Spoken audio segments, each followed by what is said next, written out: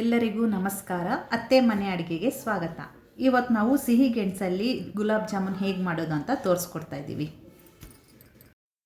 ಇದಕ್ಕೆ ಬೇಕಾಗಿರುವ ಸಾಮಗ್ರಿಗಳು: ಅರ್ಧ kg ಸಿಹಿ ಗೆಣಸನ್ನ ತೊಗೊಂಡಿದ್ದೀವಿ, 1 ಕಪ್ ಗೋಧಿ ಹಸಿಟ್ಟು, ಅರ್ಧ ಟೀ ಸ್ಪೂನು ಏಲಕ್ಕಿ ಪುಡಿ ತೊಗೊಂಡಿದ್ದೀವಿ, 4 ಟೀ ಸ್ಪೂನು ತುಪ್ಪ ತೊಗೊಂಡಿದ್ದೀವಿ, ಮತ್ತು 1 ಕಪ್ನಷ್ಟು ಸಕ್ಕರೆ. ಇವಾಗ ಗೆಣಸನ್ನ ಯಾವ ರೀತಿ ಬೇಯಿಸ್ಕೊಳ್ಳೋದು ಅಂತ ತೋರಿಸ್ಕೊಡ್ತಾ ಇದ್ದೀವಿ. ಮೊದಲು ಒಂದು ಇಡ್ಲಿ ಪಾತ್ರೆಗೆ ಒಂದು ಸ್ವಲ್ಪ ನೀರನ್ನು ಹಾಕ್ಕೊಂಡು ನಾವು ಸೊಪ್ಪು ಸೋದಿಸ್ಕೊತೀವಲ್ಲ ಆ ಪಾತ್ರೆನ ಅದರೊಳಗಡೆ ಇಕ್ಕಿ ಅದ್ರ ಮೇಲೆ ಗೆಣಸನ್ನ ನಾವು ಇಟ್ಕೊಂಡು ಒಂದು 5ರಿಂದ 10 ನಿಮಿಷ ಬೇಯಿಸ್ಕೊಬೇಕು.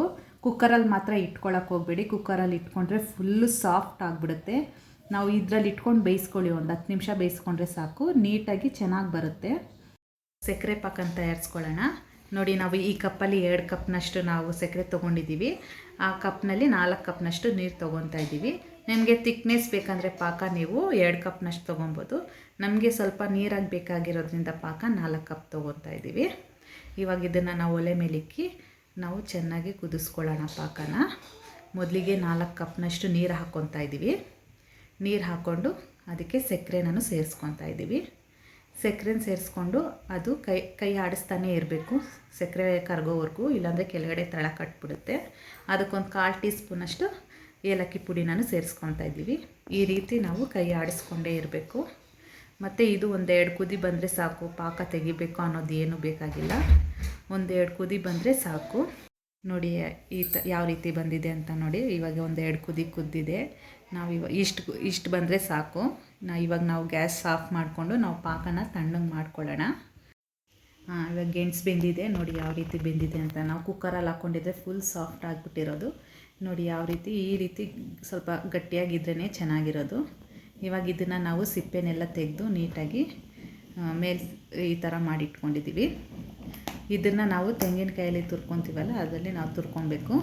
ಇದನ್ನು ಕೈಯಲ್ಲಿ ಇಸ್ಕೊಬೋದು, ಯಾಕಂದರೆ ಅಲ್ಲಲ್ಲಿ ಉಂಡೆ ಥರ ಸಿಗುತ್ತೆ. ಅದು ಜಾಮೂನ್ ಶೇಪ್ ತೆಗಿಬೇಕಾದ್ರೆ ಅದು ಚೆನ್ನಾಗಿ ಬರಲ್ಲ. ಅದರಿಂದ ನಾವೇನು ಮಾಡ್ಕೊತೀವಿ, ಈ ಥರ ತುರ್ಕೊಂಡು ಇದಕ್ಕೆ ನಾವು 1 ಕಪ್ನಷ್ಟು ಗೋಧಿ ಹಸಿಟ್ಟನ್ನ ಹಾಕ್ಕೊತಾ ಇದ್ದೀವಿ.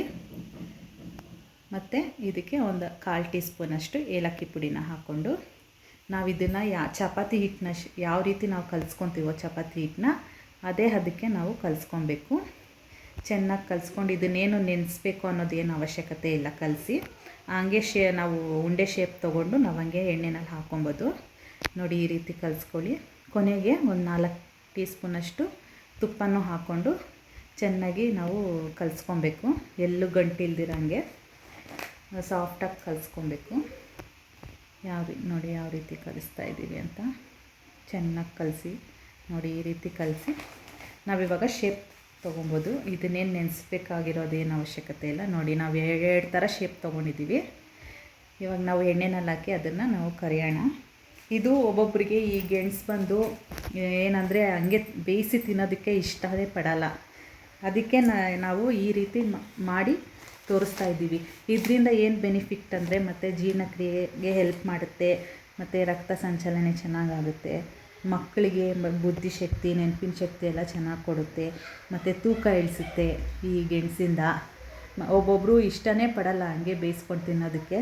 ಅದಕ್ಕೆ ನಾವು ಈ ರೀತಿ ಮಾಡಿ ಮಕ್ಳಿಗೆ ಕೊಡ್ತೀವಿ. ಮಕ್ಕಳು ತುಂಬ ಇಷ್ಟಪಟ್ಟು ತಿಂತಾರೆ. ಮತ್ತು ಇದು ಬಂದು ಸೇಮ್ ಜಾಮೂನ್ ಯಾವ ರೀತಿ ಟೇಸ್ಟ್ ಇರುತ್ತೋ ಅದೇ ರೀತಿ ಟೇಸ್ಟ್ ಇರುತ್ತೆ. ನೀವು ಒಮ್ಮೆ ಈ ರೀತಿ ಮಾಡಿ ನೋಡಿ ಮನೇಲಿ, ನೀವು ಇಷ್ಟಪಡ್ತೀರ. ತುಂಬ ಚೆನ್ನಾಗಿರುತ್ತೆ. ಮತ್ತು ಈ ವಿಡಿಯೋನ ಪೂರ್ತಿಯಾಗಿ ನೋಡಿ ದಯವಿಟ್ಟು. ಯಾರ್ಯಾರು ಸಬ್ಸ್ಕ್ರೈಬ್ ಮಾಡ್ದಿರಾ ನೋಡ್ತಾ ಇದ್ದೀರೋ ದಯವಿಟ್ಟು ಸಬ್ಸ್ಕ್ರೈಬ್ ಮಾಡಿ, ಶೇರ್ ಮಾಡಿ, ಲೈಕ್ ಮಾಡಿ ನಮ್ಮ ವಿಡಿಯೋನ. ನೋಡಿ ಈ ರೀತಿ ಸ್ವಲ್ಪ ಬ್ರೌನ್ ಕಲರ್ ಬರೋವರೆಗೂ ನಾವು ಮಾಡ್ಕೊಬೇಕು. ನೋಡಿ ಯಾವ ರೀತಿ ಬಂದಿದೆ ಅಂತ. ಈ ಕಲರ್ ಬಂದರೆ ಸಾಕು. ಇದನ್ನು ನಾವು ಒಂದು ಪ್ಲೇಟಿಗೆ ತೊಗೊತಾ ಇದ್ದೀವಿ. ನೋಡಿ ನಾವು ಇವಾಗ 2 ಶೇಪ್ನ ನಾವು ಎಣ್ಣೆನಲ್ಲಿ ಹಾಕಿ ಕರೆದು ಒಂದೊಂದು ಬೌಲಲ್ಲಿ ಹಾಕಿ ಎತ್ತಿಟ್ಕೊಂಡಿದ್ದೀವಿ. ಇವಾಗ ಇದಕ್ಕೆ ನಾವು ಈ ತಣ್ಣಗಾಗಿರೋ ಪಾಕನ ಹಾಕ್ಕೊತಾ ಇದ್ದೀವಿ. ಅದ್ರ ಮೇಲೆ ಹಾಕ್ಕೊಂಡು ಚೆನ್ನಾಗಿ ಡೀಪಾಗಿ ನಾವು ಒಂದು 1 ಅವರ್ ನೆನೆಸಿಕ್ಕಿದ್ರೆ ಸಾಕು. ಸೇಮ್ ಜಾಮೂನ್ ರೀತಿ ಹಂಗೆ ನಮಗೆ ಬರುತ್ತೆ. ಈ ವಿಡಿಯೋ ನಿಮಗೆ ಇಷ್ಟ ಆಗಿದೆ ಅಂತ ನಾನು ಭಾವಿಸ್ತಾ ಇದ್ದೀನಿ. ಯಾರ್ಯಾರು ಈ ವಿಡಿಯೋನ ನೋಡ್ತಾ ಇದ್ದೀರಾ ದಯವಿಟ್ಟು ಶೇರ್ ಮಾಡಿ, ಲೈಕ್ ಮಾಡಿ, ಸಬ್ಸ್ಕ್ರೈಬ್ ಮಾಡಿ. Thank you.